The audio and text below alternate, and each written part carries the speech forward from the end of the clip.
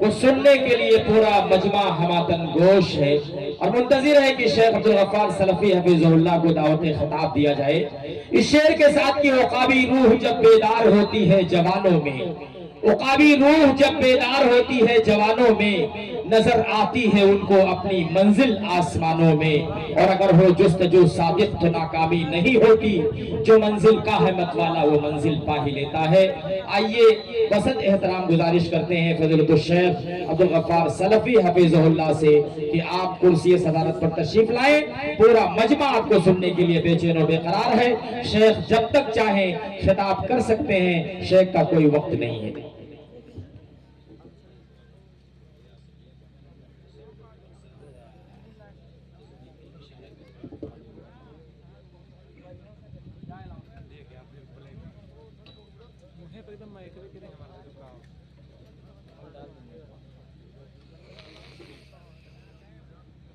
Tent house والے اگر میری آواز سن رہے ہیں تو خواتین کے اندر جو پردہ لگا ہوا ہے جہاں پر ہماری مائیں اور بہنیں بیٹھی ہوئی ہیں، اس پردے کو جا کر کے صحیح کر دیں۔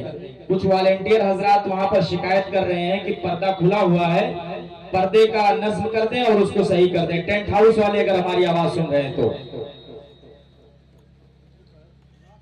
السلام علیکم ورحمۃ اللہ وبرکاتہ۔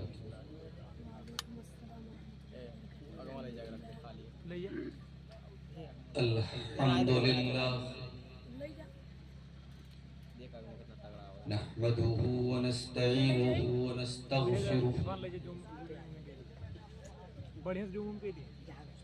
ونعوذ بالله من شرور انفسنا ومن سیئات اعمالنا، من يهده الله فلا مضل له ومن يضلل فلا هادي له، واشهد ان لا اله الا الله وحده لا شريك له، واشهد ان محمدا عبده ورسوله۔ يا أيها الذين آمنوا اتقوا الله حق تقاته ولا تموتن إلا وأنتم مسلمون۔ يا أيها الناس اتقوا ربكم الذي خلقكم من نفس واحدة وخلق منها زوجها وبث منهما رجالا كثيرا ونساء، واتقوا الله الذي تساءلون به والأرحام إن الله كان عليكم رقيبا۔ يا أيها الذين آمنوا اتقوا الله وقولوا قولا سديدا يصلح لكم أعمالكم ويغفر لكم ذنوبكم، ومن يطع الله ورسوله فقد فاز فوزا عظيما۔ أما بعد فإن خير الحديث كتاب الله، وخير الهدي هدي محمد صلى الله عليه وسلم، وشر الأمور محدثاتها وكل محدثة بدعة وكل بدعة ضلالة وكل ضلالة في النار۔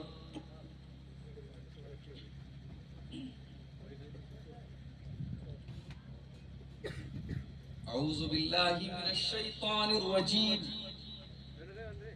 بسم الله الرحمن الرحيم۔ واعبدوا الله ولا تشركوا به شيئا وبالوالدين إحسانا وبذي القربى واليتامى والمساكين والجار ذي القربى والجار الجنب والصاحب بالجنب وابن السبيل وما ملكت أيمانكم إن الله لا يحب من كان مختالا فخورا۔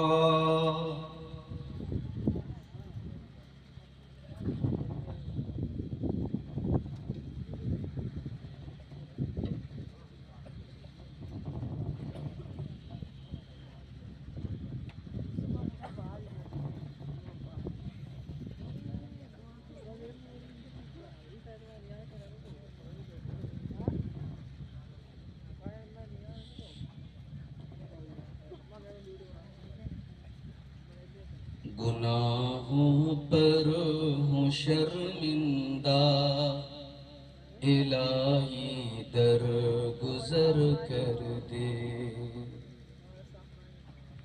گناہوں پر ہوں شرمندہ، الہی در گزر کر دے۔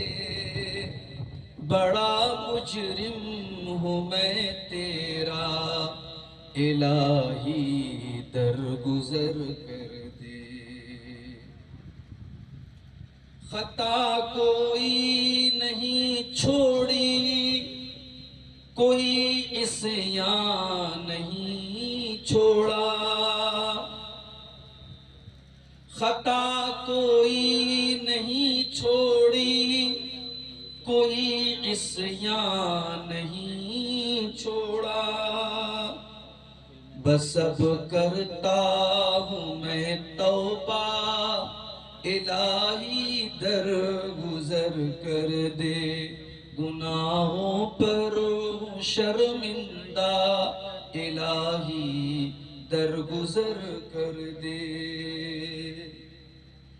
کھلونا ہاتھ کا اپنے بنا رکھا ہے شیطان نے، کھلونا ہاتھ کا اپنے بنا رکھا ہے شیطان نے۔ بنا لے اپنا تو بندہ، الہی در گزر کر دے۔ بنا لے اپنا تو بندہ، الہی در گزر کر دے۔ تیرے دینے سے اے مولا، تیرا تو کچھ نہ بگڑے گا۔ تیرے دینے سے اے مولا، تیرا تو کچھ نہ بگڑے گا۔ مگر بن جائے گا میرا، الہی در گزر کر دے۔ سنور جائے میری دنیا، سنور جائے میری عقبا، جو ہو فضل و کرم تیرا، الہی در گزر کر دے۔ نبی کی بھی شفاعت جو مجھے حاصل ہو محشر میں، نبی کی بھی شفاعت جو مجھے حاصل ہو محشر میں، تو بیڑا پار ہے میرا، الہی در گزر کر دے۔ بڑا مجرم ہوں میں تیرا، الہی در گزر کر دے۔ گناہوں پر ہوں شرمندہ، الہی در گزر کر دے۔ معزز علماء کرام، محترم بزرگوں، نوجوان ساتھیوں، ماں اور بہنوں، پیارے بچوں، آپ کے نیپال کے وقت کے اعتبار سے 2:15 بلکہ اس سے بھی زیادہ ہو چکا ہے۔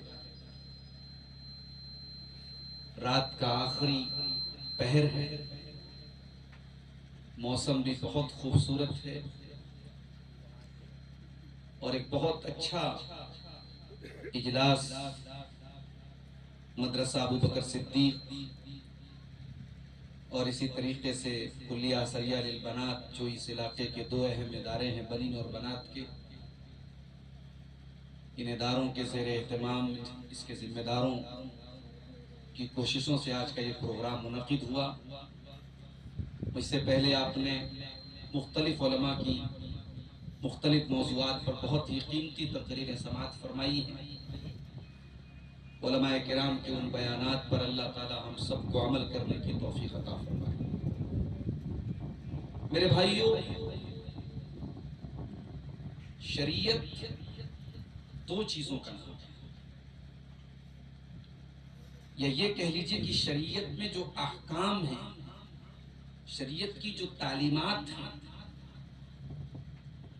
ان کو اگر ہم کیٹیگرائز کریں، ان کو اگر ہم بانٹیں، تو دو حصے میں ہم ڈیوائڈ کر سکتے ہیں۔ ایک حصہ وہ ہے جس کو ہم حقوق اللہ بولتے ہیں، مثلا نماز، یہ حقوق اللہ ہے۔ نماز کا تعلق آپ کے اور اللہ کے بیچ ہے۔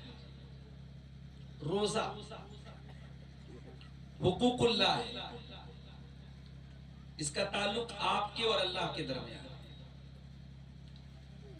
زکات، اگرچہ زکات میں ہم مال خرچ کرتے ہیں، اللہ کے بندوں ہی پر دیتے ہیں، مگر زکات کا تعلق بھی حقوق اللہ سے۔ حج بیت اللہ، اس کا تعلق بھی حقوق اللہ سے۔ اور شریعت کی کچھ تعلیمات ایسی ہیں جن کا تعلق حقوق العباد سے، جو ہمارے اور بندوں کے بیچ کا مسئلہ ہے۔ آپ کا اپنے والدین کے ساتھ کیسا سلوک ہے، آپ اپنے بچوں کے لیے کیسے باپ ہیں، آپ اپنے پڑوسی کے لیے کیسے پڑوسی ہیں، آپ اپنے ملک میں رہنے والی غیر مسلم عوام کے لیے آپ کا تعلق کیسا ہے۔ اگر آپ تجارت کرتے ہیں، کاروبار کرتے ہیں، تو اپنے کسٹمر کے ساتھ، اپنے ان لوگوں کے ساتھ جن کے ساتھ آپ کا بزنس اور کاروبار ہوتا ہے، ان کے ساتھ آپ کا سلوک کیسا ہے، آپ کا تعلق کیسا ہے۔ ان تمام چیزوں کا تعلق حقوق العباد سے۔ اور جس طریقے سے ہماری شریعت میں حقوق اللہ کی بہت اہمیت ہے، اسی طریقے سے حقوق العباد کی بھی بہت اہمیت ہے۔ میں نے آپ کے سامنے جو آیت کریمہ پڑھی ہے سورہ نساء کی آیت نمبر 36، اس آیت میں اللہ تعالیٰ نے 10 باتیں بیان کی، اور ان 10 باتوں میں ایک بات کا تعلق حقوق اللہ سے ہے اور 9 کا تعلق حقوق العباد سے۔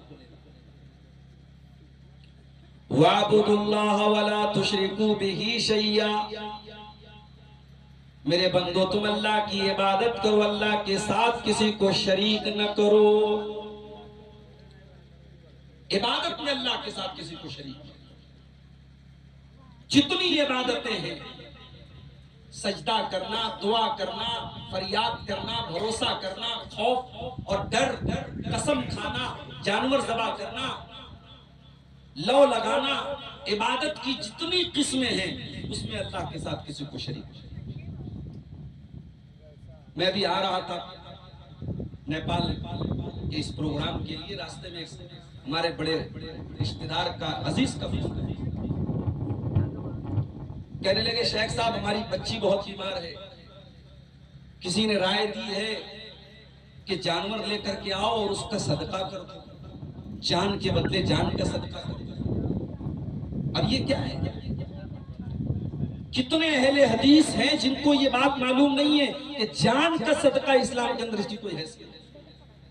اگر آپ کو یہ لگتا ہے آپ کا بچہ بیمار ہے اور آپ جانور لائیں اور ذبح کر دیں تو بچے کی جان بچ جائے گی، یہ کانسیپٹ اسلام کا نہیں ہے، یہ توحید کے خلاف ہے۔ تو قرآن پہلا حکم دے رہا ہے توحید کو صحیح۔ اور آج پوری دنیا میں جو ہم لات جوتے کھا رہے ہیں اسی لیے کھا رہے ہیں، ہماری توحید گڑبڑ ہے۔ کرے خیر کر بت کی پوجا تو کافر، کواکب میں مانے کرشمہ تو کافر، جھکے آگ پر بہرے سجدہ تو کافر، جو ٹھہرائے بیٹا خدا کا تو کافر، مگر مومنوں پر کشادہ ہے راہیں، پرستش کریں شوق سے جس کی چاہیں، نبی کو جو چاہیں خدا کر دکھائیں، اماموں کا رتبہ نبی سے بڑھائیں، مزاروں پہ جا جا کے نظریں چڑھائیں، شہیدوں سے جا جا کے مانگے دعائیں، نہ توحید میں کچھ کمی اس سے آئے، نہ اسلام بگڑے نہ ایمان جائے۔ مسلمان اپنی توحید کو بھول کے بیٹھے، قبروں پر سجدہ کرنا، پیروں کے آگے سجدہ کرنا، عورتوں کا جا کر کے پیروں کے ہاتھ اور پیر چومنا، یہ آج مسلمان کی نشانی ہے۔ قرآن کہہ رہا ہے وَاعْبُدُوا اللَّهَ وَلَا تُشْرِكُوا بِهِ شَيْئًا، تم اللہ کی عبادت کرو اور اللہ کے ساتھ کسی کو شریک نہ کرو۔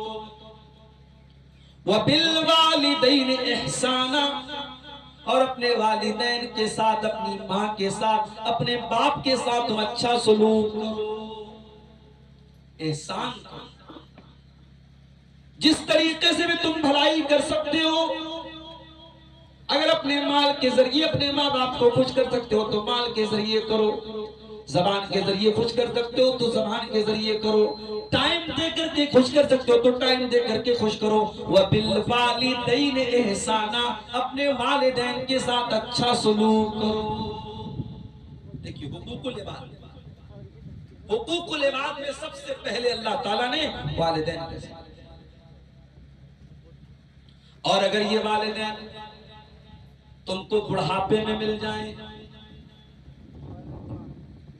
یہ بوڑھے ہو جائیں اور زندہ ہو اور تم ان کو بڑھاپے کی حالت میں پالو، تو قرآن کیا کہتا ہے؟ قرآن کا 15واں پارہ اٹھائیے، وَقَضَىٰ رَبُّكَ أَلَّا تَعْبُدُوا إِلَّا إِيَّاهُ وَبِالْوَالِدَيْنِ إِحْسَانًا إِمَّا يَبْلُغَنَّ عِندَكَ الْكِبَرَ أَحَدُهُمَا أَوْ كِلَاهُمَا فَلَا تَقُل لَّهُمَا أُفٍّ وَلَا تَنْهَرْهُمَا، تمہارے ماں باپ میں سے کوئی ایک اگر تم کو بڑھاپے میں مل جائے یا دونوں مل جائیں، فَلَا تَقُل لَّهُمَا أُفٍّ، تو تم خبردار ان کو اف بھی نہ کہنا، وَلَا تَنْهَرْهُمَا، ان کو ڈانٹ کر کے جھڑک کر کے ان سے بدتمیزی سے باتیں نہ کرنا، وَقُلْ لَهُمَا قَوْلًا كَرِيمًا، ان سے جب بھی بات کرنا تو ادب سے بات کرنا، تمیز سے بات کرنا۔ والدین کے سامنے آپ کا انداز بیان، آپ کی گفتگو، آپ کا لب و لہجہ نرمی والا ہونا چاہیے۔ اس کے بعد فرمایا وَاخْفِضْ لَهُمَا جَنَاحَ الذُّلِّ مِنَ الرَّحْمَةِ، اور اپنے ماں باپ کے لیے اپنے عاجزی کے بازوؤں کو بچھا دو، اپنے ماں باپ کے لیے اپنے آپ کو ڈاؤن کر دو۔ تم دنیا کے لیے کچھ بھی بن جاؤ، اپنی ماں کے لیے اس کے بیٹے ہو، اپنے باپ کے لیے بیٹے ہو، ماں کے سامنے جا کر کے بیٹھو تو بیٹے بن کر کے بیٹھو، باپ کے پاس جا کر کے بیٹھو تو بیٹے بن کر کے بیٹھو، ان کے سامنے سر اٹھانے کی کوشش نہ کرو، ان سے بڑے بننے کی کوشش نہ کرو، چھوٹے بن کر کے رہو۔ وَقُلْ رَبِّ ارْحَمْهُمَا كَمَا رَبَّيَانِي صَغِيرًا، اور یہ دعا پڑھتے رہنا کہ اے میرے پروردگار، جس طریقے سے بچپن میں میرے ماں باپ نے مجھ کو پالا ہے تو ان کے اوپر رحم فرما۔ یہ ہے ماں باپ کا حق، ماں باپ کا حق ہم کبھی ادا نہیں کر سکتے۔ حضرت عمر نے ایک آدمی کو دیکھا، خانہ کعبہ کا طواف کر رہا تھا اور اپنی ماں کو گود میں کندھے پر سوار کر کے طواف کرا رہا تھا۔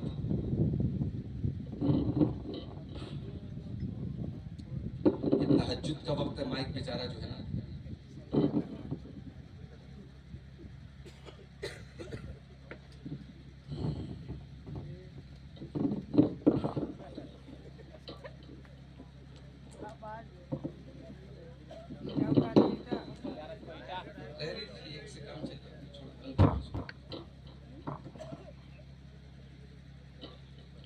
حضرت عمر فاروق نے ایک آدمی کو دیکھا خانہ کعبہ کا طواف کر رہا ہے اور اپنی ماں کو اپنے کندھے پر سوار کر کے، بوڑھی ماں کو خانہ کعبہ کا طواف کر رہا ہے۔ طواف کمپلیٹ کر لیا تو اس نے عربی کا ایک شعر پڑھا اور اس شعر کے اندر اس نے کہا کہ آج میں نے اپنی ماں کے لیے اپنے آپ کو اونٹ بنا لیا، میری ماں میرے اوپر سوار ہو کر کے آج خانہ کعبہ کا طواف کر رہی ہے، عمرہ کر رہی ہے۔ کہتا ہے امیر المومنین حضرت عمر، ایسا لگتا ہے کہ آج میں نے اپنی ماں کا حق ادا کر دیا۔ میری ماں نے مجھے جنم دینے کے بعد جو احسانات کیے تھے، جو تکلیفیں اٹھائی تھی، جو درد اٹھایا تھا، آج میں نے اپنی ماں کا حق ادا کر دیا۔ حضرت عمر نے فرمایا وَلَا بِزَفْرَةٍ وَاحِدَةٍ، اے نوجوان، تو ماں کا حق ادا کرنے کی بات کرتا ہے، تیری ماں نے تجھے جنم دینے کے وقت تیری ماں کی زبان سے جو چیخ کی آواز نکلی تھی، جو درد بھری آواز نکلی تھی، ابھی تو نے اس آواز کا بھی حق ادا نہیں کیا۔ حقوق العباد میں سب سے پہلا نمبر ماں باپ۔ سارے سماج کے لیے آپ اچھے ہیں، اگر اپنے ماں باپ کے لیے اچھے نہیں ہیں تو آپ اللہ کی نظر میں اچھے نہیں ہیں، رسول کی نظر میں اچھے نہیں ہیں۔ اسی لیے اللہ کے نبی کے پاس ایک صحابی آتے ہیں، سوال کرتے ہیں اللہ کے نبی من احق الناس بحسن صحابتی، اے اللہ کے رسول میرے اچھے سلوک کا سب سے زیادہ حقدار کون ہے؟ مجھے سب سے زیادہ اچھا سلوک کس کے ساتھ کرنا چاہیے؟ میرے بھائیوں، بیوی کا حق اپنی جگہ ہے، بچوں کا حق اپنی جگہ ہے۔ آج پاکستانی سیریلوں کو دیکھ دیکھ کر کے ہمارے مسلمان گھروں کا حال کیا ہو رہا ہے؟ لوگ بیوی کے لیے ماں سے لڑتے ہیں، لوگ بیوی کے لیے باپ سے لڑتے ہیں، کیونکہ ان سیریلوں کے اندر یہ دکھایا جاتا ہے اگر بیوی سے پیار کرتے ہو تو بیوی کے لیے سارے زمانے سے لڑ پڑو۔ میرے پیارے ساتھیوں، یہ اسلام کی تعلیم نہیں ہے، یہ محمد رسول اللہ کی تعلیم نہیں ہے۔ بیوی کا حق اپنی جگہ ہے، اور ماں کا حق اپنی جگہ، اور باپ کا حق اپنی جگہ ہے۔ بیوی سے ضرور محبت کرو، بچوں کا حق ضرور دو، لیکن بیوی کے لیے ماں سے اور باپ سے لڑنا یہ اسلام کی تعلیم نہیں۔ اسلام کی تعلیم سب سے بہترین سلوک کس کے ساتھ کرنا ہے؟ اللہ کے نبی نے فرمایا اپنی ماں کے ساتھ۔ صحابی نے پوچھا ثم من، اس کے بعد دوسرا نمبر کس کا ہے؟ اللہ کے نبی نے فرمایا ام کا، تمہاری ماں کا نمبر ہے۔ صحابی نے دوسرا نمبر پوچھا تو نبی نے دوبارہ پھر ماں کا نام لیا۔ صحابی نے پوچھا ثم من، اس کے بعد کون؟ آپ نے فرمایا تمہاری ماں ہے۔ آپ نے 3 بار ماں کا نام لیا۔ یعنی اگر دنیا کی ساری محبتوں کے 4 حصے کر دیے جائیں تو 3 حصے تیری ماں کے لیے ہو جائیں گے، کیونکہ ماں نے وہ تکلیفیں اور قربانیاں سہی ہیں جو دنیا میں کوئی نہیں سہ سکتا۔ وَوَصَّيْنَا الْإِنسَانَ بِوَالِدَيْهِ حَمَلَتْهُ أُمُّهُ وَهْنًا عَلَىٰ وَهْنٍ وَحَمْلُهُ وَفِصَالُهُ۔ قرآن کہتا ہے ہم نے انسان کو حکم دیا کہ اے انسان تو اپنے ماں باپ کے ساتھ اچھا سلوک کر، تیری ماں نے تکلیفوں کے ساتھ تجھے جنم دیا ہے۔ وَفِصَالُهُ فِي عَامَيْنِ، اور 2 سال میں تیرا دودھ چھڑایا ہے، 2 سال تک اس نے تجھے دودھ پلایا ہے۔ ماں کے احسانات کا تو بدلہ کبھی نہیں بتا سکتا۔ تجھے پیٹ میں رکھنے کی تکلیف، تجھے جنم دینے کی تکلیف، تجھے دودھ پلانے کی تکلیف، یہ 3 تکلیفیں ایسے جو دنیا میں کوئی نہیں بتا سکتا۔ چوتھے نمبر پر اللہ کے نبی نے کہا ابو کا، تیرے باپ کا۔ تو سب سے پہلا حق۔ اس کے بعد قرآن کہتا ہے وَبِذِي الْقُرْبَى، اور جو تیرے قرابت دار ہیں، جو تیرے رشتہ دار ہیں، کوئی چاچا، کوئی تایا، کوئی ماموں، کوئی خالہ، یہ جتنے تیرے رشتہ دار ہیں، تیرے اقربا ہیں، جن کے ساتھ تیرا رشتہ ہے، ماں باپ کے بعد فرمایا تو ان کے ساتھ اچھا سلوک کر۔ ہم تو بڑے ترقی یافتہ لوگ ہو گئے، ممبئی جاتا ہوں، پونا جاتا ہوں، بڑے بڑے بلڈنگوں میں، فلیٹوں میں لوگ رہتے ہیں۔ 102 نمبر والے فلیٹ میں رہنے والے کو 103 نمبر کے فلیٹ والوں کے بارے میں کچھ بھی نہیں پتا۔ ہم تو اتنی خود غرضی والی زندگی گزارنے لگے کہ اپنے پڑوس میں رہنے والے، فلیٹ میں رہنے والے، کون جی رہا ہے، کون مر رہا ہے، کون اس کے بارے میں نہیں۔ اسلام کی تعلیم تو یہ نہیں تھی میرے بھائی۔ اسلام تو کہتا ہے جو تمہارے رشتہ دار ہیں ان کا بھی تمہارے اوپر حق ہے۔ وَآتِ ذَا الْقُرْبَى حَقَّهُ وَالْمِسْكِينَ، قرآن کہتا ہے کہ رشتہ داروں کو ان کا حق دو۔ آپ کے مال میں آپ کے رشتہ داروں کا بھی حق ہے۔ آپ اپنے گھر میں مرغ مسلم کھائیں اور بہترین کھانا کھائیں، اور آپ کا اپنا بھائی بھوکا رہے، آپ کے چاچا بھوکے رہے، آپ کے تایا بھوکے رہے، آپ کے اپنے رشتہ داروں کے گھر میں کھانا بھی نہ بنے، یہ اسلام کی تعلیم نہیں، یہ شریعت کی تعلیم نہیں۔ اسلام اتنی بے بروبتی اور اتنی بے رحمی کی تعلیم نہیں۔ آپ کے قریبی جو رشتہ دار ہیں، جن کے ساتھ آپ کا رشتہ ہے، ان کے ساتھ بھی آپ کو اچھا سلوک۔ اللہ نے آپ کو مال والا بنایا ہے، زکات نکالتے ہیں، صدقہ خیرات کرتے ہیں، سب سے پہلے اپنے رشتہ داروں کو دیکھو، اگر وہ زکات کے حقدار ہے پہلے ان کو زکات۔ مسجدوں میں صدقہ دینے والوں، مدرسوں میں چندہ دینے والوں، تمہارے رشتہ داروں میں جو غریب ہیں، جو ضرورت مند ہیں، ان کی پہلے مدد کیا کرو، اور یہ انتظار نہ کیا کرو کہ وہ آ کر کے تمہارے سامنے بھیک مانگے۔ قرآن کہتا ہے کچھ ایسے بھی لوگ ہوتے ہیں جو سفید پوش ہوتے ہیں، لا يسألون الناس الحافا، وہ لوگوں کے دروازے پہ جا کے مانگ نہیں سکتے، بیچارے خوددار ہوتے ہیں، ان کے گھر میں کھانا نہ بنے تب بھی ان کے چہرے سے پتہ نہیں چلتا کہ وہ فاقہ کر کے آئے۔ ان خوددار لوگوں کی خودداری کو ذلیل نہ ہونے دینا، اس کا انتظار نہ کرنا کہ وہ آ کر کے تمہارے دروازے کی چوکھٹ پر آ کر کے تم سے بھیک مانگے۔ صدقہ کرنا ہے تو پہلے ان کو دو میرے ساتھ، اور اگر رشتہ دار کو آپ نے صدقہ دیا ہے تو ڈبل ثواب ملے گا۔ اللہ کے نبی فرماتے ہیں الصدقۃ علی ذی الرحیم سنتان، رشتہ دار کو صدقہ دینے سے ڈبل ثواب ملے گا۔ صدقۃ وصلۃ، صدقہ کا بھی ثواب ملے گا، صلہ رحمی کا بھی ثواب ملے گا، رشتہ نبھانے کا بھی ثواب ملے گا۔ یہ ہماری نئی جنریشن واٹس ایپ پر مدرس ڈے منا رہا ہے، مجھے تو پتا نہیں مدرس ڈے کب آتا ہے۔ ایک دن فیس بک کھولا، لکھا تھا ہیپی مدرس ڈے۔ بوڑھی اماں بیچاری رات دن کھانس رہی ہیں، ان کو دوا لا کر کے دینے کی تجھے توفیق نہیں، اور تو فیس بک پر گیان بانٹ رہا ہے ہیپی مدرس ڈے۔ تجھے مدرس ڈے منانے کی فکر پڑی۔ ہمارا نوجوان آج سوشل میڈیا میں اتنا پلا ہوا ہے کہ کون اس کے رشتہ دار اس کو بتا دے۔ رجوا پور کا رہنے والا، زیادہ دور نہ جاؤ، گورا میں، گلگدیہا میں، آگے چلے جاؤ، لمبنی میں کئی پر اس کا کوئی رشتہ دار ہے، انتقال ہو جاتا ہے، میت ہو جاتی ہے، اس کے پاس اتنا ٹائم نہیں ہے کہ وہ میت میں چلا جائے، جنازے میں چلا جائے، ڈبل قیرات کا ثواب حاصل کر لے۔ ہاں فیس بک پر خبر مل گئی چاچا کا انتقال ہو گیا، تایا کا انتقال ہو گیا، انا للہ و انا الیہ راجعون پڑھ دیا، بس فیس بک کے اوپر پڑھ دیا، سوشل میڈیا پر پڑھ دیا، بس۔ حالات یہ ہو گئے کہ آج بچوں کے پاس ماں باپ کے لیے ٹائم نہیں، اور ماں باپ کے پاس بچوں کے لیے، سب موبائل میں پلے ہوئے ہیں۔ ماں کے پاس اپنا موبائل ہے، باپ کے پاس اپنا موبائل ہے، بچوں کے پاس اپنا۔ تربیت ہو تو کیسے ہو میرے پیارے ساتھی؟ نوجوانوں کے اندر بھی آپ نے شیخ پرویز ریاضی صاحب کا خطاب سنا، نوجوانوں کے اندر یہ خرابی ہے، یہ خرابی ہے، جڑ کیا ہے؟ کبھی آپ نے غور کیا؟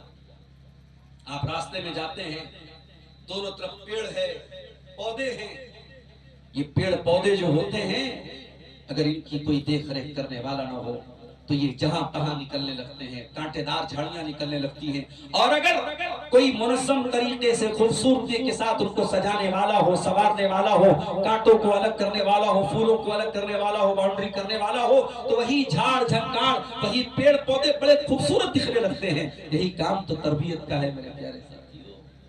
موبائل آپ کے بچوں کی تربیت نہیں کر سکتا۔ حالات یہ ہو چکے ہیں، 8-8 9-9 سال کی بچیاں ریپ کا شکار ہو رہی ہیں، 12-12 سال کے لڑکے لڑکیوں کو بھگا کر کے شادی کر رہے ہیں، مسلمان لڑکی غیر مسلموں کے ساتھ فرار ہو رہی ہے۔ حالات اس نوبت تک پہنچ چکے ہیں میرے ساتھیوں، ہمیں اور آپ کو اپنی ذمہ داری کا احساس پیدا کرنا ہی پڑے گا میرے ساتھیوں۔ سوشل میڈیا میں اتنے نہ پل جاؤ کہ اپنے رشتہ داروں کو بھول جاؤ، اپنے بچوں کو بھول جاؤ، اپنے ماں باپ کو بھول جاؤ، ایسا مت کرو میرے پیارے ساتھ۔ عربی کا ایک شاعر کہتا ہے لیس الیتیم من انتہا باباہ من ہم الحیات وخلفاہ ذلیلا، یتیم وہ نہیں ہے، یتیم وہ نہیں ہے جس کی ماں اس کو چھوڑ کے چلی جائے، جس کا باپ اس کو چھوڑ کے چلا جائے۔ ان الیتیم هو الذی تلقى له اما تخلت او ابا مشغولا، ارے یتیم تو وہ بچہ ہے جس کی ماں کے پاس اس کے لیے ٹائم نہیں ہے، جس کے باپ کے پاس اس کے لیے وقت نہیں ہے۔ نیپال میں بہت سارے لوگ قطر میں رہتے ہیں، مجھے معلوم ہے، اچھی بات، اچھی سیلری مل رہی ہے، اچھی جاب ہے، اچھا پیسہ گھر میں آ رہا ہے، بہت اچھی بات، لیکن آپ کے بیٹے آپ کی بیٹیاں کیا کر رہے ہیں؟ یہ قطر سے رہ کر کے بھی آپ کو اس کی نگرانی کرنی ہے۔ میرے پاس ایسے بھی فون آتے ہیں، اسی نیپال کی اور بہار کے بعض ساتھیوں کا فون آیا، مولانا صاحب میں قطر میں رہتا ہوں، میری 12 سال کی بیٹی ہے، میں ہاسٹل میں ڈالنا چاہتا ہوں، کوئی اچھا ادارہ بتائیے، کوئی اچھا اسکول بتائیے جہاں میری بیٹی پڑھے، دین کی تعلیم حاصل کرے، ماحول بہت خراب ہے۔ انسان قطر میں رہ رہا ہے، وہاں جاب کر رہا ہے، سروس کر رہا ہے، پیسہ آ رہا ہے، گھر میں پیسہ بھیج رہا ہے، مگر اپنے بچوں کی فکر ہے، بچوں کی تعلیم کی فکر ہے، علماء سے کنسلٹ کر رہا ہے، علماء سے رائے مشورہ کر رہا ہے کون سے ادارے میں ڈالنا ہے۔ آج افسوس کی بات ہے، یہ ادارے، یہ آپ کا جامعہ کلیہ اثریہ بنات کا ادارہ، یہ مدرسہ ابوبکر صدیق، یہ ادارے آج چلانے والے جانتے ہیں کہ کتنی مشکل سے چل رہے ہیں۔ اداروں کو چلانا لوہے کے چرے چبانے کے برابر۔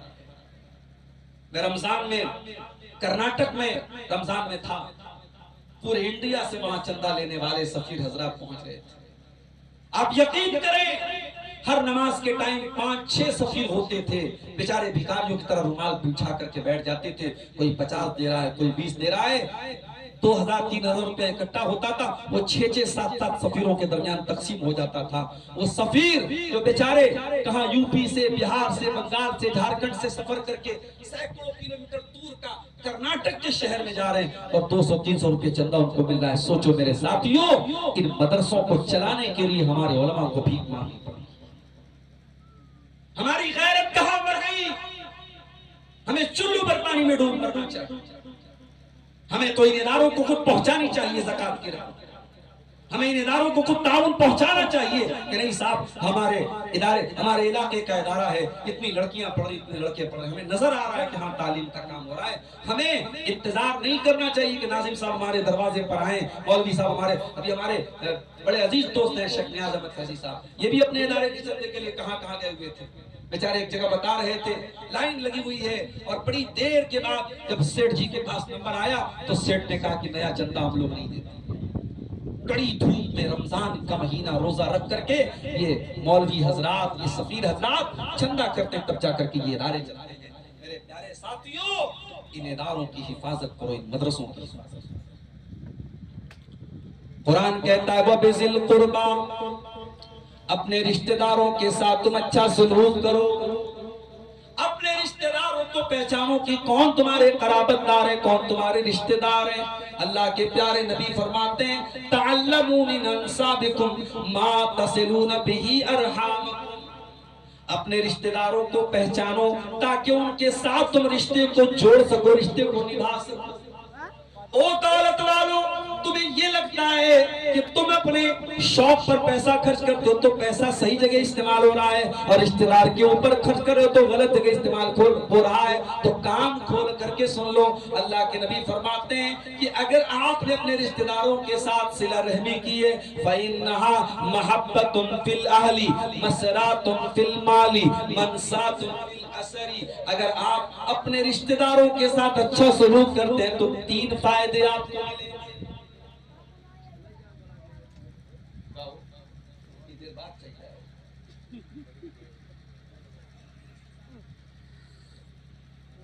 تین فائدہ ملے گا۔ پہلا فائدہ، پریوار میں محبت بڑھے۔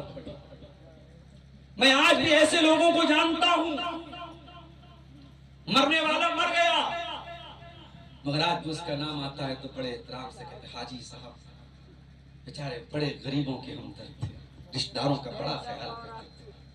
میری غریب، میں غریب تھا، میری لڑکی کی شادی تھی، حاجی صاحب نے میری مدد کی۔ مرنے والا مر گیا، قبر میں چلا گیا، اس نے کسی غریب رشتہ دار کی مدد کی تھی، وہ جب بھی یاد کرتا ہے اس کے احسانوں سرے دبا رہتا ہے، پریوار میں محبت بڑھتی ہے۔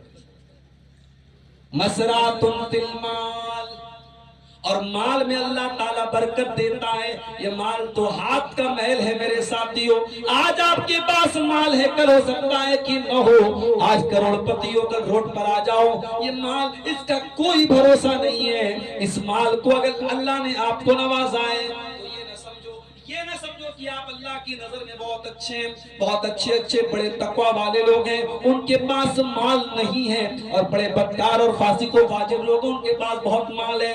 مال اللہ تعالیٰ اپنی رضا کے اعتبار سے نہیں بانٹتا ہے، اللہ مشیت کے اعتبار سے بانٹتا ہے، جس کو چاہتا ہے جتنا چاہتا دیتا ہے۔ اگر مال ملا ہے اور چاہتے ہو کہ مال میں برکت ہو تو اپنے رشتہ داروں کی مدد کیا کرو۔ اور تیسرا فائدہ کیا ہے؟ وَمَنْ سَاتٌ فِي الْأَسْرِ، اور رشتہ داروں کے ساتھ بھلائی کرنے سے عمر میں برکت ہوتی ہے۔ اب یہاں ایک چیز سمجھ، مان لو ایک آدمی کی عمر اس کی تقدیر میں لکھا ہے 70 سال۔ اس امت کی ایوریج عمر بھی کتنی ہے؟ 60 سے 70 کے درمیان ہے اس امت کی ایوریج عمر۔ کوئی 100 سال جی لے۔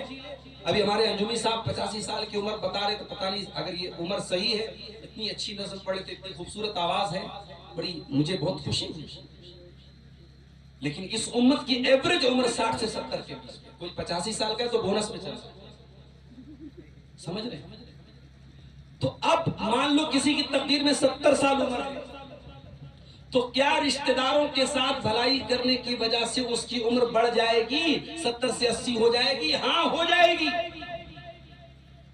اب آپ پوچھیں گے مولوی صاحب یہ کیسے ہو سکتا ہے؟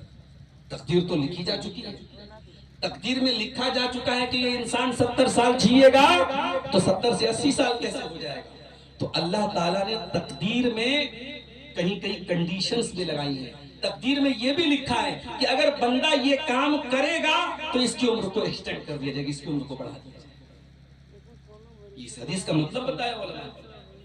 اگر انسان اپنے رشتہ داروں کے ساتھ صلہ رحمی کرتا ہے، اچھا سلوک کرتا ہے، من ساتم فی الاسر، تو اس کی عمر بڑھا دی جاتی ہے، 60 سے 65 ہو جاتی ہے، 60 سے 70 ہو جاتی ہے، اللہ تعالیٰ عمر میں برکت دے دیتا ہے۔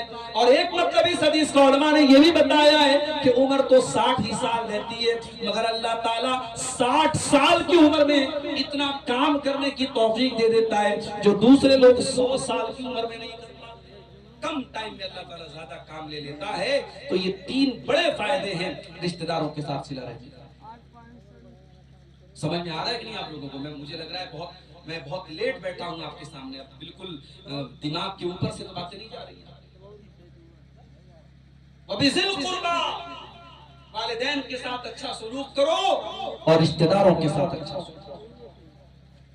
وَالْيَتَامَى، اور اے میرے بندو یتیموں کے ساتھ اچھا سلوک کرو۔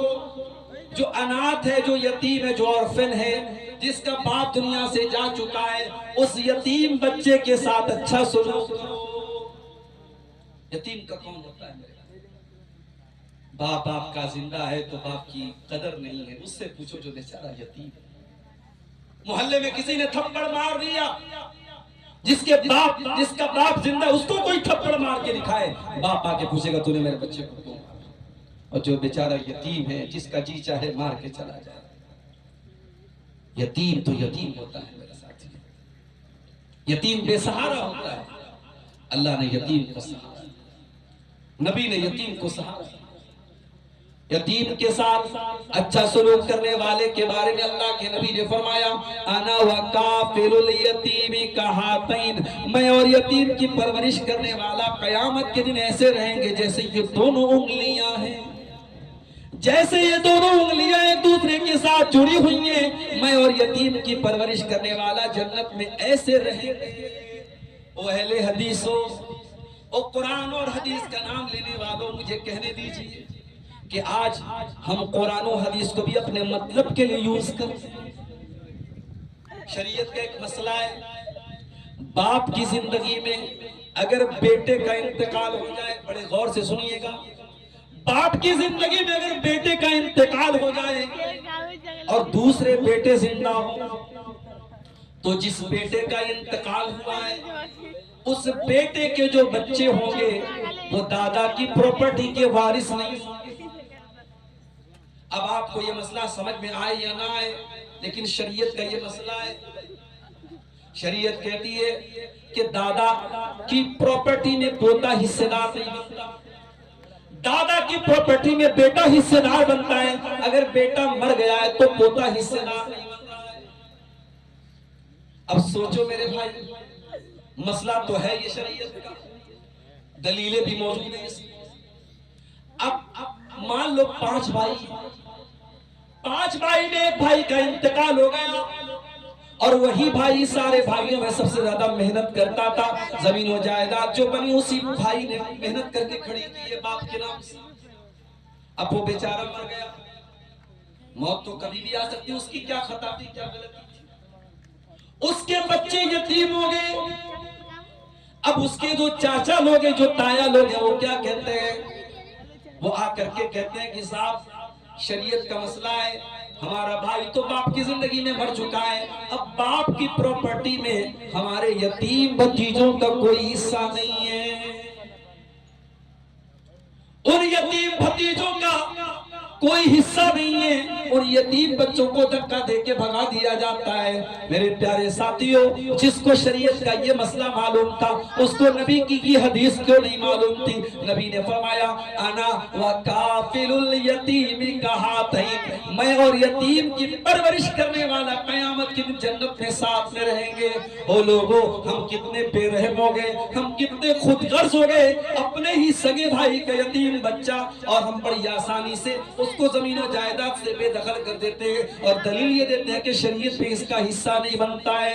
میرے بھائیوں, ضروری نہیں ہے کہ شریعت ہر چیز قانون کے ڈنڈے سے منوائے. شریعت میں بہت ساری ایسی چیزیں ہیں جو قانون کے ڈنڈے سے نہیں منوائی گئی ہیں, بلکہ ہمارے اخلاق پر چھوڑ دیا گیا, ہماری انسانیت پر چھوڑ دیا گیا. شریعت یہ دیکھنا چاہتی ہے کہ ہمارے اندر انسانیت کتنی ہے, اخلاق کتنا ہے, اخلاق کتنا ہے ہمارے اندر, انسانیت کتنی ہے. وہ چچا, وہ تایا جس کے بھائی کا انتقال ہو گیا ہے, اپنے یتیم بھتیجوں کو جائیداد سے بے دخل کرنے کے پہلے یہ کیوں نہیں سوچتا. جب شریعت عام یتیم کے ساتھ اچھا سلوک کرنے پر جنت کی خوشخبری دے رہی ہے, تو کیا میرا فرض نہیں بنتا تھا کہ میں اپنے باپ سے کہوں کہ ابا ٹھیک ہے ہمارے بھائی کا انتقال ہو گیا, ان یتیم بھتیجوں کا نہیں بنتا ہے, مگر ابا ہم کھلے دل سے آپ سے بولتے ہیں کہ جو ہمارا حصہ بنتا ہے ہمارے یتیم بھتیجوں کو بھی دیا جائے, ان کو بھی برابر کا دیا جائے, تاکہ یہ بیچارے بے سہارا نہ ہوں. ان کے باپ کا انتقال ہوا, یہ یتیم ہیں, ان کی جگہ اگر ہم مر جاتے, ہمارے بچے اگر زمین جائیداد سے بے دخل ہو جاتے تو ہمیں کیسا لگتا. میرے پیارے ساتھیوں, ہم اس طریقے سے کیوں نہیں سوچتے. والیتاما, یتیموں کے ساتھ اچھا سوچتے. آج تو یتیموں کے نام پر یہ حرام کمائی لوگ اپنے پیٹ میں بھر رہے ہیں, یتیموں کا مال کھا جا رہے ہیں. کان کھول کر کے سن لو, اگر یتیم کا مال کوئی ناجائز طریقے سے اپنے پیٹ میں بھرتا ہے, قرآن کیا کہتا ہے, ان الذین یأکلون اموال الیتاما ظلما انما یأکلون فی بطونہم نارا. جو لوگ یتیم کا مال ناجائز طریقے سے کھا رہے ہیں, وہ اپنے پیٹ میں جہنم کی آگ بھر رہے ہیں. وَسَيَصْلَوْنَ سَعِيرًا, اور جہنم کی بھڑکتی ہوئی آگ میں ڈالے جائیں. تو یتیم کے ساتھ اچھا سوچا. اور ایک بات بولوں, آج کے دور میں ہمیں اور آپ کو ایک شکایت ہوتی ہے, مولوی صاحب دل بہت سخت ہو رہا ہے, تقریریں اتنی ہو رہی ہیں, ایک مہینے کے اندر یہ 3ری تقریر ہے نیپال کی سرزمین پر. تقریریں بہت ہو رہی ہیں ماشاءاللہ, جلسے بہت ہو رہے ہیں, ڈیلی کہیں نہ کہیں آپ کے آس پاس میں جلسے ہو رہے ہیں. جمعہ کے خطبے میں برابر ہم تقریریں سن رہے ہیں. دل پر اثر کیوں نہیں ہو رہا ہے؟ دل اسٹیل بن چکا ہے, دل پتھر بن چکا ہے, دل کے اندر سے نرمی ختم ہو چکی ہے, دل کے اندر قرآن و حدیث کی باتوں کا اثر نہیں ہو رہا ہے.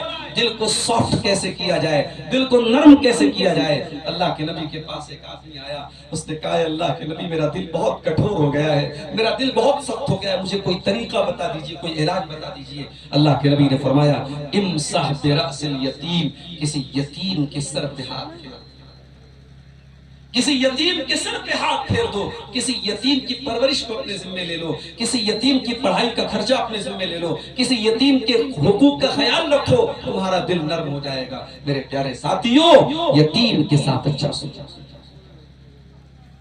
والمساکین, ذرا حقوق العباد دیکھیے, سورہ نساء کی 36 نمبر کی آیت ہے. اللہ فرماتا ہے ماں باپ کے ساتھ اچھا سلوک کرو, رشتہ داروں کے ساتھ اچھا سلوک کرو, یتیموں کے ساتھ اچھا سلوک کرو. اس کے بعد فرمایا والمساکین, جو سماج کے غریب لوگ ہیں, مسکین لوگ ہیں, جن کو کوئی پوچھنے والا نہیں ہے, جو پھٹا پرانا کپڑا کپڑا پہننے والے کمزور قسم کے لوگ ہیں، ان غریبوں کا، ان مسکینوں کا، ان بیچاروں کا خیال کرو، ان کی ضرورتوں میں ان کے کام آؤ، ان کے دکھوں میں ان کے کام آؤ۔ اس کے بعد فرمایا والجار ذی القربا والجار الجنوبی، اور دو طریقے کے پڑوسی ہوتے ہیں، ایک پڑوسی جو قرابت دار ہوتا ہے اور ایک پڑوسی جو بغیر قرابت والا ہوتا ہے، اجنبی ہوتا ہے۔ ایک پڑوسی وہ ہوتا ہے جو پڑوسی پلس رشتہ دار ہوتا ہے۔ مان لیجیے آپ کے پڑوس میں چچا رہتے ہیں، بڑے ابا رہتے ہیں، تایا رہتے ہیں، تو پڑوسی بھی ہیں، رشتہ دار بھی ہیں۔ اور ایک پڑوسی ہے کہ پڑوسی ہے، رشتہ دار نہیں ہے، تو قرآن کہہ رہا ہے پڑوسی پڑوسی ہوتا ہے، وہ رشتہ دار ہو یا نہ ہو اس کے ساتھ اچھا سلوک۔ اور بعض علماء نے لکھا والجار ذی القربا سے مراد مسلمان پڑوسی اور والجار الجنوب سے مراد غیر مسلم پڑوسی۔ اسلام کا کانسیپٹ دیکھو، اسلام کے اندر یہ میٹر نہیں کرتا کہ آپ کے پڑوسی کا ریلیجین کیا ہے، اس کا دھرم کیا ہے، اس کی کاسٹ کیا ہے، اس کا مذہب کیا ہے۔ آج حالات یہ ہیں کہ آپ کے اس علاقے میں ایک بھائی نے بتایا مولانا یہاں مسلمان بہت اچھی تعداد میں، پورا ایک طرف سے بیلٹ پورا مسلمانوں کا ہے، کبھی آج تک غیر مسلموں سے کوئی جھگڑا نہیں ہوا، جب بھی جھگڑا ہوا تو مسلمان کا مسلمان۔ افسوس دیکھو میرے بھائیوں، مسلمان کس سے لڑ رہا ہے؟ مسلمان سے لڑ رہا ہے، اپنے پڑوسی سے لڑ رہا ہے، اپنے رشتہ دار سے لڑ رہا ہے۔ اور قرآن کیا کہتا ہے والجار ذی القربا، تیرا پڑوسی اگر مسلمان ہے تب بھی اپنے پڑوسی کے ساتھ اچھا سلوک کر، والجار الجنوبی، اور تیرا پڑوسی اگر غیر مسلم ہے تو اس کے ساتھ بھی تو اچھا سلوک کر۔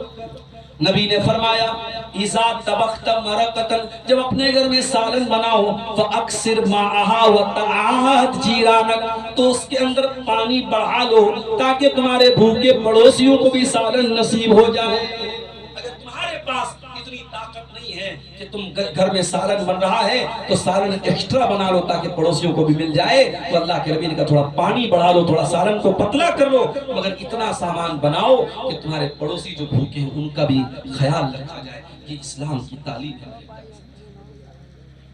اسی لیے اللہ کے نبی فرماتے ہیں لا یؤمن من لا یامن جارہ بوائقہ، وہ انسان مومن نہیں ہے، وہ انسان مسلمان نہیں ہے جس کے پڑوسی کو اس سے تکلیف پہنچے، پڑوسی کو تکلیف پہنچانے والا، پڑوسی کو ایذا دینے والا، نبی نے فرمایا وہ مومن نہیں، وہ مسلمان نہیں، وہ جنت میں نہیں جائے گا۔ تو قرآن پڑوسی کے ساتھ اچھا سلوک کرنے کی تعلیم ہے۔ اس کے بعد فرمایا والصاحب بالجنب، اور اے میرے بندو تم سفر میں جا رہے ہو، کار میں بیٹھے ہو، ٹرین میں بیٹھے ہو، فلائٹ میں بیٹھے ہو، تمہارا جو ہم سفر ہے، جو تمہارے ساتھ سفر میں شریک ہے، اس کے ساتھ بھی تم اچھا سلوک کرو، اپنے کو پیسنجر کے ساتھ، اپنے سہ یاتری کے ساتھ، اپنے مسافر ہم سفر کے ساتھ بھی تمہیں اچھا سلوک۔ اور بعض علماء نے لکھا کہ والصاحب بالجنب سے مراد بیوی بھی ہے، کیونکہ بیوی بھی شریک سفر ہوتی ہے، زندگی کے سفر میں آپ کے ساتھ، زندگی کے سفر کی، زندگی گاڑی میں چلنے والی آپ کی بیوی ہوتی ہے، اپنی بیوی کے ساتھ اچھا سلوک۔ والصاحب بالجنب وابن السبیل، اور مسافروں کے ساتھ، مہمانوں کے ساتھ اچھا سلوک کرو، وما ملکت ایمانکم، اور اپنے غلاموں کے ساتھ، اپنے لونڈیوں کے ساتھ، اپنے نوکروں کے ساتھ بھی تم اچھا سلوک کرو۔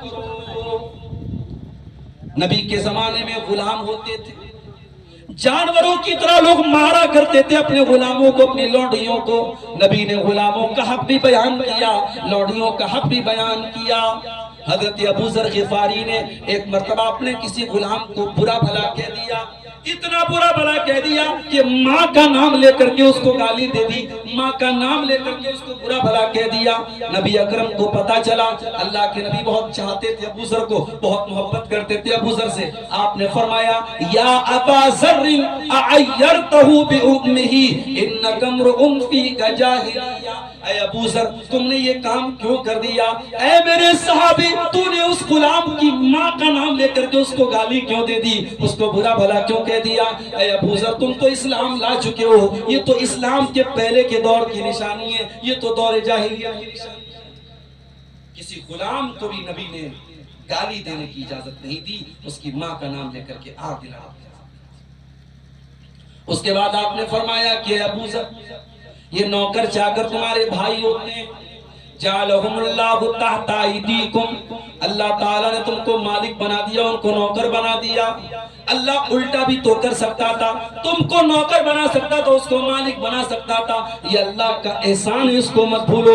فَلْيُلْبِسُ مِمَّا يَلْبَسُ وَلْيُطْعِمْهُ مِمَّا يَطْعِمُ، جو کپڑا خود پہنتے ہو اپنے غلاموں کو بھی پہناؤ، جو کھانا تم کھاتے ہو اپنے غلاموں کو بھی کھلاؤ۔ اور فرمایا وَلَا تُكَلِّفُوهُمْ مَا يَغْلِبُهُمْ، اور اپنے غلاموں پر کوئی ایسا بوجھ نہ ڈالو جو ان کو تھکا ڈالے، ان کی طاقت سے زیادہ ان کے اوپر بوجھ مت ڈالو، اور کوئی بوجھ اگر ڈالتے ہو تو ان کی مدد کرو۔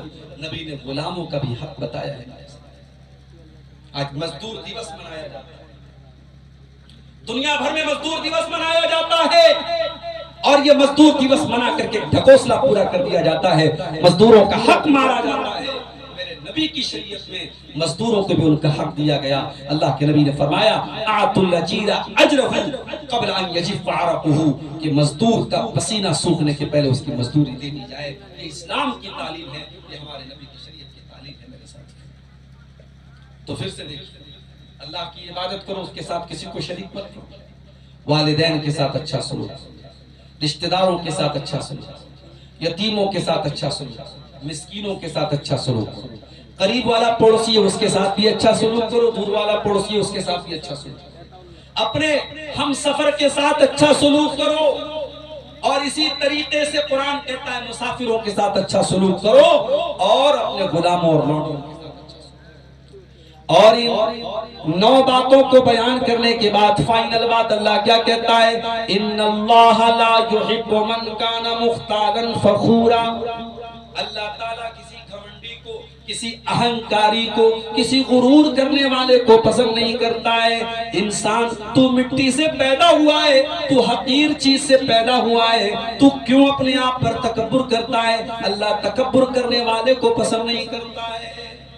تو حقوق العباد کا معاملہ میرے پیارے ساتھی بہت خطرناک ہے، بہت خطرناک۔ نمازیں آپ نے پڑھ لی، روزے آپ نے پورے رکھے، زکوٰۃ صحیح طریقے سے نکال رہے ہیں، لیکن اگر آپ نے حقوق العباد کے معاملے میں لاپرواہی کی ہے، لوگوں کا حق مارا ہے، لوگوں کو تکلیف پہنچائی ہے، لوگوں کو اذیت دی ہے، اللہ کے آپ کی نیکیاں برباد ہو جائیں گی میرے پیارے ساتھیوں۔ بہت مشہور حدیث ہے، سینکڑوں مرتبہ آپ نے جمعہ کے خطبے میں سنی ہوگی، تقریروں میں سنی ہوگی۔ اللہ کے نبی صحابہ سے پوچھتے ہیں اے میرے صحابہ، مفلس کون ہے، غریب کون ہے، کلاش کون ہے؟ صحابہ نے کہا اللہ کے نبی المفلس فینا من لا درہم له ولا متاع، مفلس وہ ہے جس کے پاس روپیہ پیسہ نہ ہو، دھن دولت نہ ہو۔ اللہ کے نبی نے فرمایا کہ نہیں، المفلس من امتی من یاتی یوم القیامت بصلاۃ وصیام وزکاۃ، میری امت کے اندر مفلس وہ ہوگا جو نماز لے کر کے آئے گا، روزہ لے کر کے آئے گا، زکوٰۃ لے کر کے آئے گا،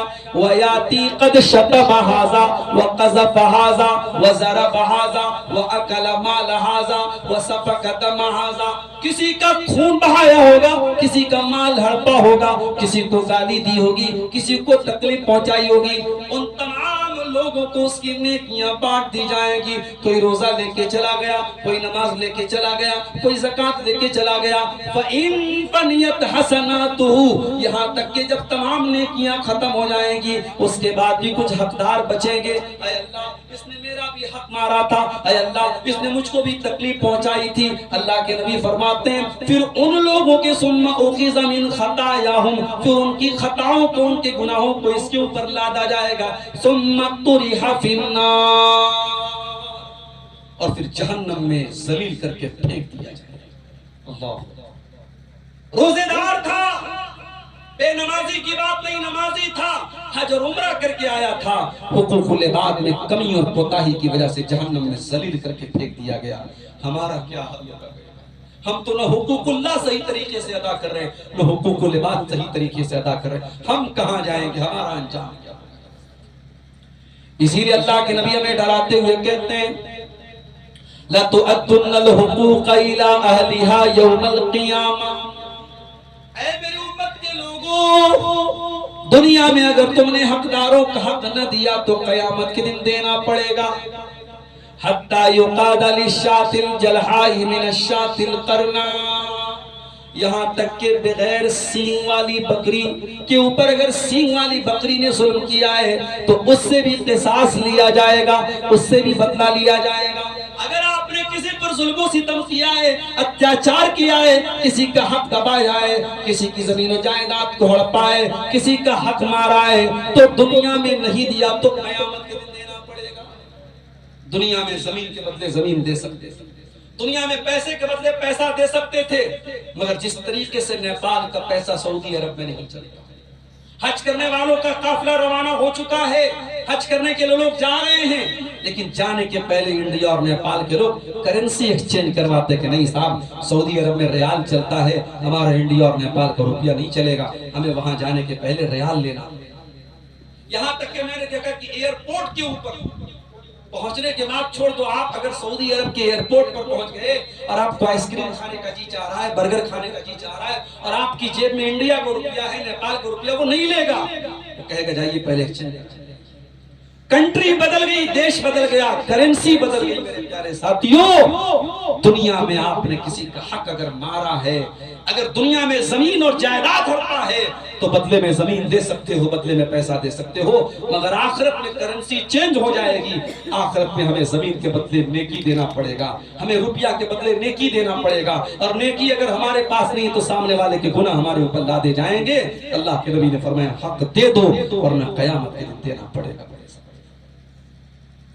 اتنا خطرناک معاملہ حقوق العباد کا ہے کہ اللہ کے نبی کے پاس ایک صحابی آتے ہیں، ذرا غور سے سنیے گا۔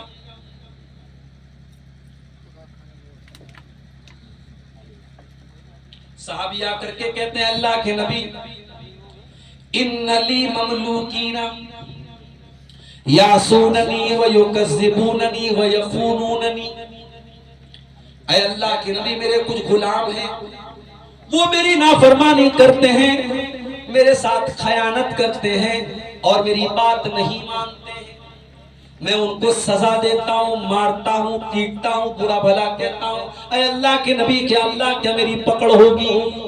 اب ذرا جملہ سنیے گا اللہ کے نبی،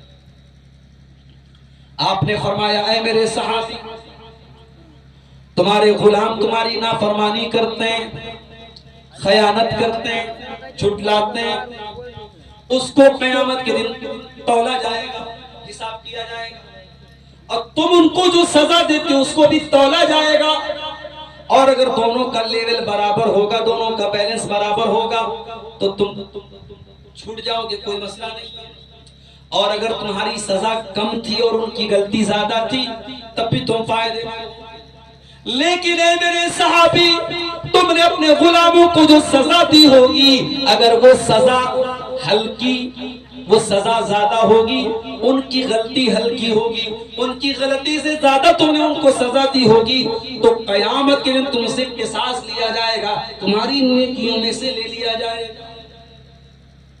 اتنا سننا تھا، وہ صحابی کنارے جا کر کے رونے لگے، چیخنے لگے، رونے لگے اور کہنے لگے کہ میرا کیا بنے گا؟ اللہ کے نبی نے فرمایا کہ اے میرے صحابی، کیا تو نے قرآن نہیں پڑھا؟ کیا تو نے قرآن کے اندر یہ آیت نہیں پڑھی ہے وَنَزَعُ الْمَوَازِينَ الْقِسْطَ لِيَوْمِ الْقِيَامَةِ فَلَا تُظْلَمُ نَفْسٌ شَيْئًا وَإِنْ كَانَ مِثْقَالَ حَبَّةٍ مِّنْ خَرْدَلٍ أَتَيْنَا بِهَا وَكَفَى بِنَا حَاسِبِينَ۔ اے میرے صحابی، اللہ قرآن میں کہتا ہے ہم قیامت کے دن انصاف کا ترازو رکھیں گے، اور ترازو پر ہم بندے کے تمام اعمال کو تولیں گے، ایک رائی کے دانے کے برابر بھی اگر کوئی عمل لے کر کے آئے گا اس ترازو پر وہ بھی تولا جائے گا۔ اور اے میرے بندو، جب ہم حساب لیں گے تو ہم کسی کے ساتھ کوئی نا انصافی نہیں کریں گے۔ صاحب جی روتے ہوئے اللہ کے نبی سے کہنے لگے اے اللہ کے نبی، میرے پاس اب کوئی راستہ نہیں ہے، میرے پاس اب کوئی چارہ نہیں ہے، اشہدک انہم احرار کلہم، میں آپ کو گواہ بنا کے کہتا ہوں میں نے سب کو آزاد کر دیا، سب کو آزاد کر دیا، کہ میں اتنا بڑا رسک نہیں لے سکتا کہ قیامت کے دن باقاعدہ حساب کیا جائے میری سزا کا اور ان کی نافرمانی کا، اور اگر میری سزا بڑی ہو جائے تو مجھے میری نیکیوں میں سے چھین لیا جائے، میں اتنا بڑا رسک نہیں لے سکتا۔ اے اللہ کے نبی، میں سب کو آزاد کرتا ہوں۔ حقوق العباد کا معاملہ بہت خطرناک ہے میرے ساتھ۔ اس کو ہلکے میں نہ لینا. اور یہ جو 2 انچ کی زبان ہے ہماری، حقوق العباد کے معاملے میں ہمیں برباد کرنے والی یہی زبان. غیبت اسی زبان سے، چغلی اسی زبان سے، عزت و آبرو کسی کی اتاری جاتی ہے اسی زبان سے، شکوے شکایتیں کی جاتی ہیں اسی زبان سے. اس زبان کی حفاظت کرو میرے پیارے ساتھی. یاد کرو وہ حدیث ترمذی کی روایت، حضرت معاذ بن جبل کو اللہ کے نبی بہت ساری باتیں بتاتے ہیں، روزہ کے بارے میں، نماز کے بارے میں، جہاد کے بارے میں. ساری باتیں بتانے کے بعد اللہ کے نبی فرماتے ہیں الا اخبرک بملاک ذالک کلہ، اے معاذ بن جبل کیا میں ان تمام باتوں کا خلاصہ تم کو بتا دوں؟ کہا اے اللہ کے نبی ضرور بتا دیجئے. آپ نے زبان کو پکڑا، فرمایا کف علیک ھذا، زبان کو کنٹرول کر لو. کہا اے اللہ کے نبی وَإِنَّا لَمُؤَاخَذُونَ بِمَا نَتَكَلَّمُ بِهِ، اے اللہ کے نبی کیا زبان سے کہی جانے والی باتوں پر بھی ہماری پکڑ کی جائے گی؟ آپ نے فرمایا کہ ثقلت قومک یا معاذ، اے معاذ تیری ماں تجھے گم کر دے، تجھے اتنا بھی نہیں پتا، تجھے اتنا بھی نہیں معلوم. وَحَلْ يُكَبُّ النَّاسُ عَلَى مَنَاخِرِهِمْ إِلَّا حَصَائِدَ أَلْسِنَتِهِمْ، اے معاذ بن جبل قیامت کے دن لوگ ناک کے بل گھسیٹ کر کے جہنم میں اسی زبان کے کرتوتوں کی وجہ سے جائیں گے. او میری پیاری ماں اور بہنوں، اپنی زبانوں کی حفاظت کرو. میرے بزرگوں اپنی زبانوں کی حفاظت کرو. میرے بھائیوں اپنی زبانوں کی حفاظت کرو. یہ زبان وہ خطرناک چیز ہے. حضرت ابو بکر صدیق اس کو پکڑ کے کہا کرتے تھے انہو اوردنی الموارد، اس زبان نے کئی مرتبہ مجھ کو ہلاک کر دیا. امام بخاری کہا کرتے تھے کہ مجھے امید ہے کہ اللہ تعالیٰ اس گناہ پر میری پکڑ نہیں کرے گا کہ میں نے کبھی کسی کی غیبت کی. امام بخاری کا یہ ریکارڈ ہے کہ انہوں نے کبھی کسی کی غیبت نہیں کی. اور میں آپ کو ایک بات بتاؤں، محدثین کے یہاں ایک اصول ہوتا ہے کہ کسی راوی کے اندر اگر کوئی عیب ہے تو محدث اس کو بیان کرتا ہے. اگر راوی جھوٹ بول رہا ہے تو محدث کہتا ہے یہ جھوٹ بول رہا ہے. اگر راوی کے اندر کوئی اخلاقی کمی ہے، محدث کہتا ہے کہ ہاں اس کے اندر اخلاقی کمی ہے، اور اس کو کوئی غیبت نہیں مانتا کیونکہ حدیث کا راوی ہے، بیان کرنا ضروری ہے. مگر امام بخاری کی احتیاط دیکھیے.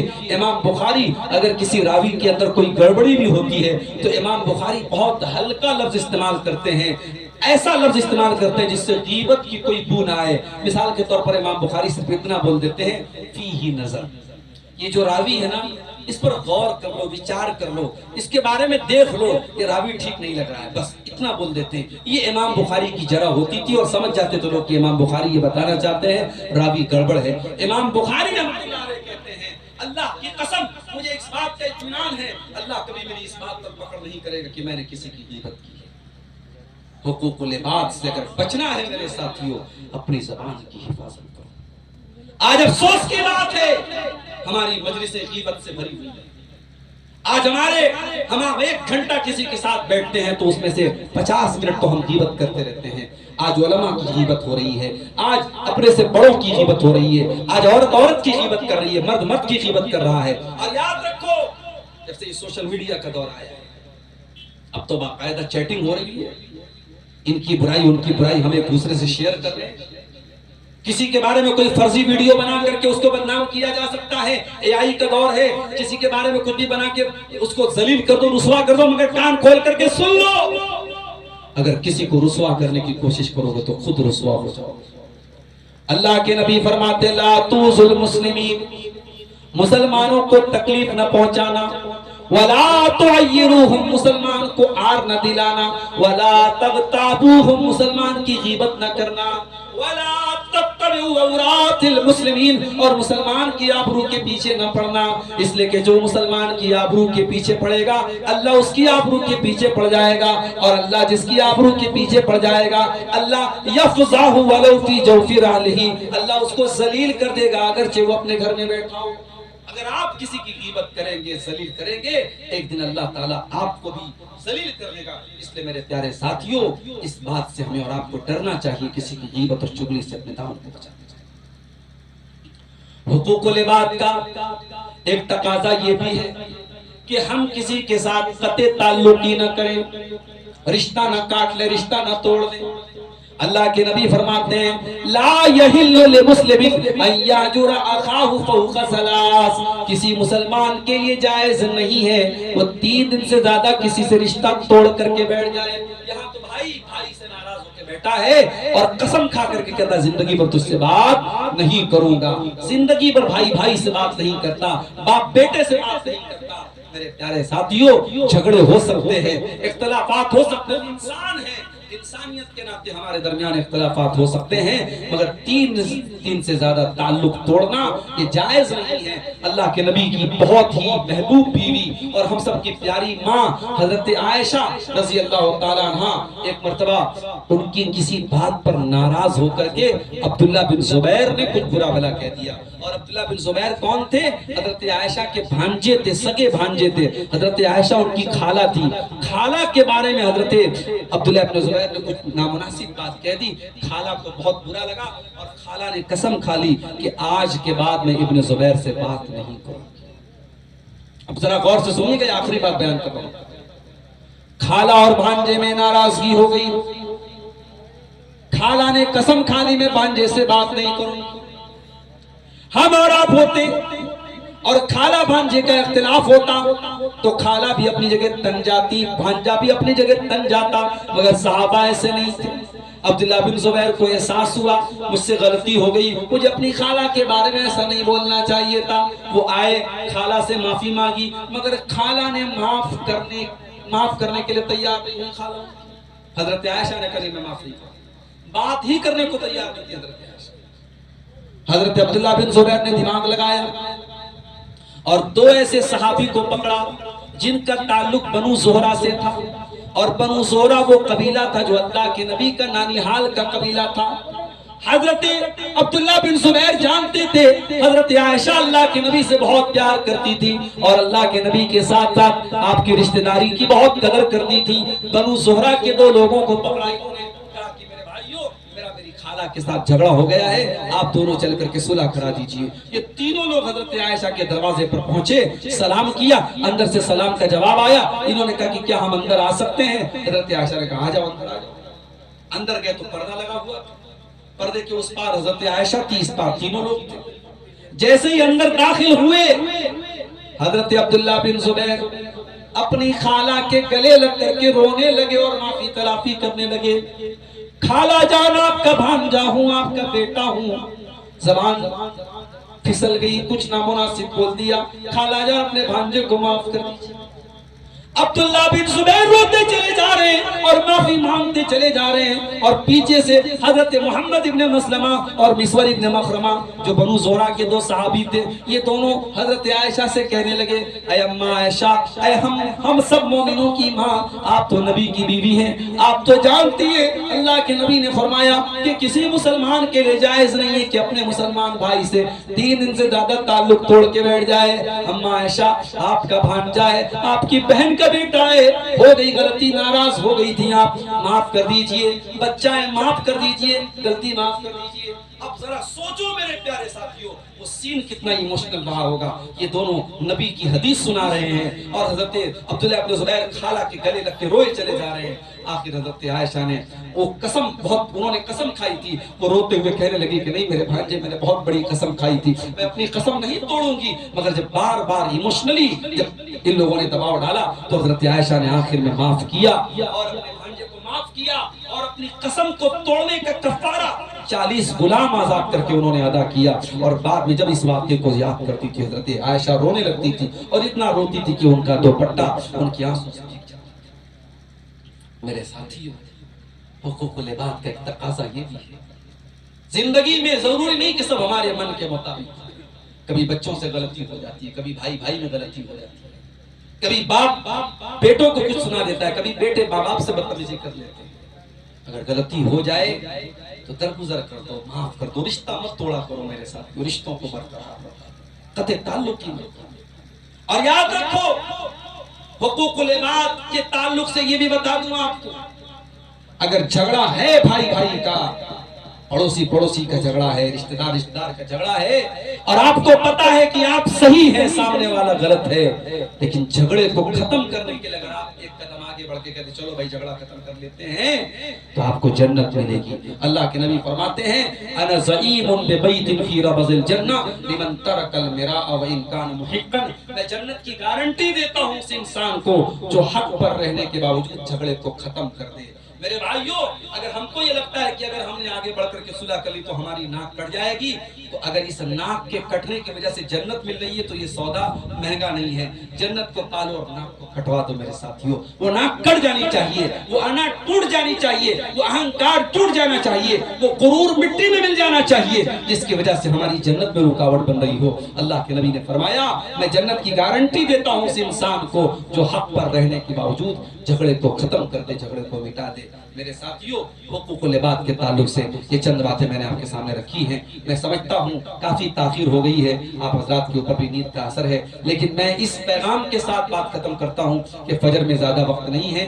آپ جائیے وضو بنا کر کے گھر ہی پر بیٹھ کر کے کچھ دیر اللہ تعالیٰ کا ذکر کیجیے. ہو سکے تو 2-4 رکعت 8 رکعت جتنی بھی پڑھ سکتے ہیں تہجد پڑھیے، اور اس کے بعد فجر کی نماز پڑھ کر ہی آپ سوئیے. فجر پڑھے بغیر نہ سوئیے ورنہ پروگرام کا مقصد حاصل نہیں ہوگا. یہ چند باتیں حقوق العباد کے تعلق سے رکھی گئی. اللہ سے دعا ہے رب العالمین ہمیں حقوق العباد کو صحیح طریقے سے نبھانے کی توفیق عطا فرمائے، اور ہم سے جو کمیاں اور کوتاہیاں ہوئی ہیں اب تک اللہ تعالیٰ ان کو ہمیں معاف اپنے ان رشتہ داروں سے اور ان لوگوں سے جن کا ہم نے حق سلب کیا ہے، جن کی حق تلفی کی ہے، ان سے ہمیں معافی مانگنے کی اور ان کا حق ادا کرنے کی ہمیں توفیق عطا فرمائے.